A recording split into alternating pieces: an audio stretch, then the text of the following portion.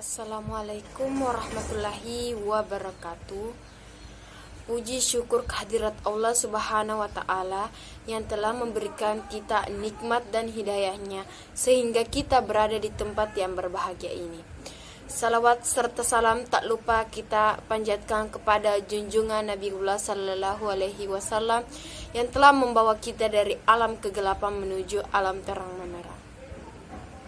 Baiklah, perkenalkan pada kesempatan ini saya Kartina, Prodi Hukum Tata Negara Kelompok 6 ingin menyampaikan pembahasan mengenai konsep diri. Hadirin yang saya muliakan dan saya hormati. Konsep diri dapat didefinisikan sebagai keyakinan, penilaian atau pandangan seseorang terhadap dirinya. Orang yang memiliki konsep diri negatif memiliki ciri-ciri seperti meyakini dan memandang bahwa dirinya lemah, tidak kompeten, tidak aktif, dan bodoh.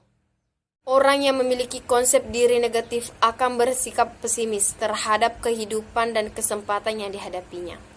Mereka adalah tipe orang yang gagal sebelum berperang, tidak melihat sebuah kesempatan sebagai sebuah tantangan, melainkan sebuah masalah.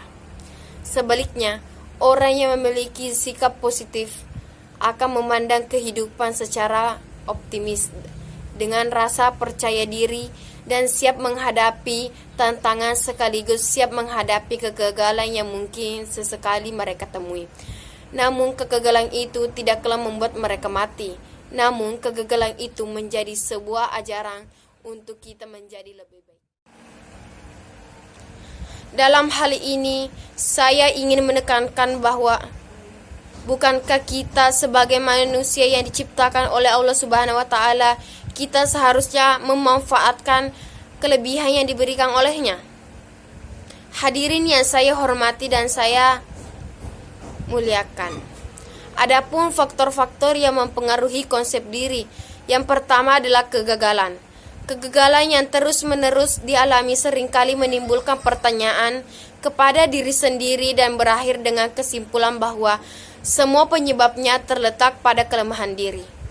Kegagalan membuat orang merasa dirinya tidak berguna. Tidak jarang orang yang merasa dirinya gagal terjebak pada penilaian negatif terhadap dirinya sendiri, misalnya bunuh diri. Bukankah Tuhan sendiri melarang manusia untuk membunuh dirinya sendiri? Dalam hal ini, secara filosofis, Tuhan memang menghargai apa yang diciptakannya. Yang kedua adalah depresi. Orang yang mengalami depresi akan mempunyai pemikiran yang cenderung negatif dalam memandang dan menanggapi segala sesuatunya, termasuk menilai diri sendiri. Yang ketiga adalah kritik internal. Terkadang mengkritik diri sendiri memang dibutuhkan untuk menyadarkan seseorang akan perbuatannya yang telah dilakukan.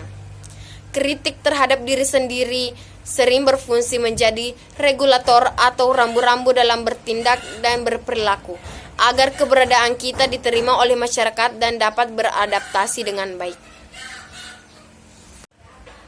Yang keempat adalah pola asuh orang tua. Pola asuh orang tua menjadi faktor signifikan dalam mempengaruhi konsep diri yang terbentuk. Sikap positif orang tua yang terbaca oleh anak akan menumbuhkan konsep dan pemikiran yang positif, serta sikap menghargai diri sendiri. Sikap negatif orang tua akan mengulang pertanyaan pada anak dan menimbulkan asumsi bahwa dirinya tidak cukup berharga untuk dikasihi, untuk disayangi dan dihargai. Dan semua itu akibatnya kekurangan yang ada padanya sehingga orang tua tidak sayang. Yang kelima adalah mengubah konsep diri. Seringkali diri kita sendirilah yang menyebabkan persoalan bertambah rumit dengan berpikir yang tidak-tidak terhadap suatu keadaan atau terhadap diri kita sendiri. Namun, dengan sifatnya yang dinamis, konsep diri dapat mengalami perubahan ke arah yang lebih positif. Yang keenam adalah bersikap objektif dalam mengenali diri sendiri. Hargailah diri sendiri, tidak ada orang lain yang menghargai diri kita selain diri kita sendiri. Jikalau kita tidak bisa menghargai diri sendiri, tidak dapat melihat kebaikan yang ada pada diri sendiri. Tidak mampu memandang hal-hal baik dan positif terhadap diri sendiri. Bagaimana kita bisa menghargai orang lain dan melihat hal-hal baik dalam diri orang lain secara positif? Jika tidak bisa menghargai orang lain, bagaimana orang lain akan menghargai diri kita? Yang kedelapan adalah berpikir positif dan rasional. Dalam memiliki konsep diri positif, seseorang dapat memiliki rasa percaya diri yang kuat, yang menampilkan sosok pribadi yang menarik.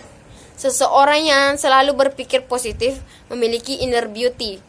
Kecantikan dalam batin adalah cerdas, ramah, murah senyum, punya banyak teman dan rendah hati. Kecantikan tubuh akan dianggap lebih berarti jika disertai kecantikan batin. Hanya saja, banyak kaum hawa yang belum sepakat dengan konsep bahwa kecantikan batin atau inner beauty akan lebih abadi daripada sekedar kecantikan fisik yang akan memudar dimakan usia. Demikian pidato yang dapat saya sampaikan pada kesempatan ini. Semoga bisa bermanfaat untuk mengembangkan diri kita agar lebih baik lagi, baik untuk hadirin di sini maupun khusus untuk diri saya sendiri.